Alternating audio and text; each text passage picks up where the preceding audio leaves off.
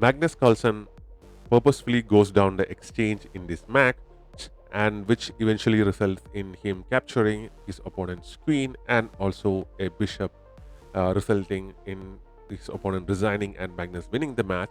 So after e6, knight comes to c3, making this the queen's gambit, and bishop to b4 makes this the Nimzo Indian defense, the classical variation of the Nimzo Indian defense.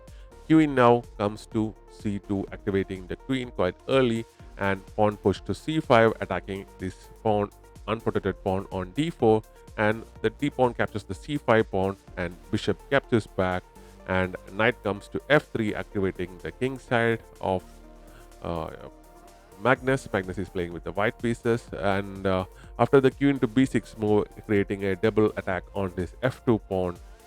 Pawn is pushed to e3, protecting that f2 pawn from the attack, and also allowing this bishop, light square bishop, to develop, and also protecting this pawn. So altogether three functions in that single move.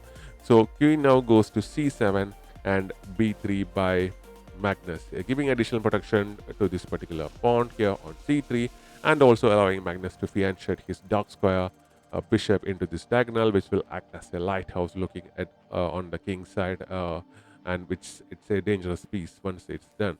So pawn push to b6, allowing black to fianchet his bishop as well, and Magnus brings his bishop to b2 and bishop to b7 by black, and both players now fianchet this bishop. So knight to b5, attacking the queen, and the queen goes back to d8 where it started off, and now Magnus castles on that queen side. Quite an unusual move. Like your queen side is pretty open, and but this bishop and queen are controlling both these squares. So the king is safe as of now. But what this move is that this creates additional pressure point here on this particular d6 square, which is guarded by this bishop.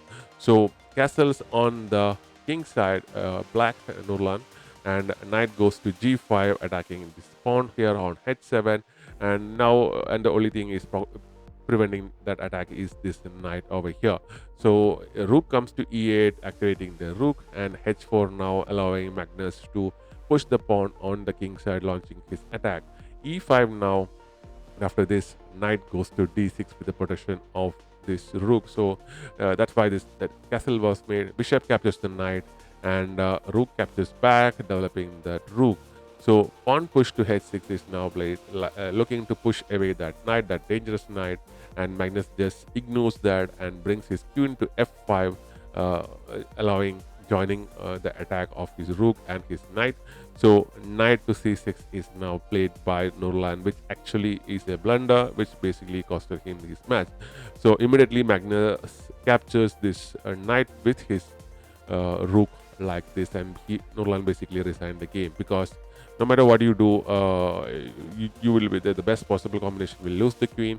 So let's say the queen captures this rook instead of the pawn, then the queen of Magnus will go to h7 with a check, and once the king moves, the knight will go to e4, attacking the queen.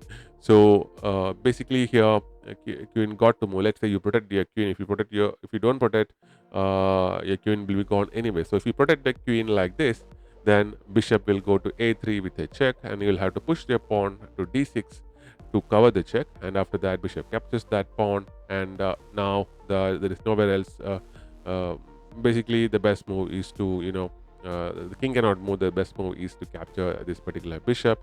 So once the bishop captures, the knight captures back, and now you have a double attack on the rook and on the bishop. So if the king tries to get away, the pawn push will happen like to c5, and once this pawn is captured, basically the bishop will be captured, and if the rook attacks the knight, this pawn will be captured back, and you can just bring your bishop over here, attack the king, and the game will be pretty much over. So because of that, Nurlan basically resigned once this capture happened, because it opens up all possible combination of attacks. So and he cannot even capture this knight here, because the pawn will capture back, and the rook here on h1 will also join the attack.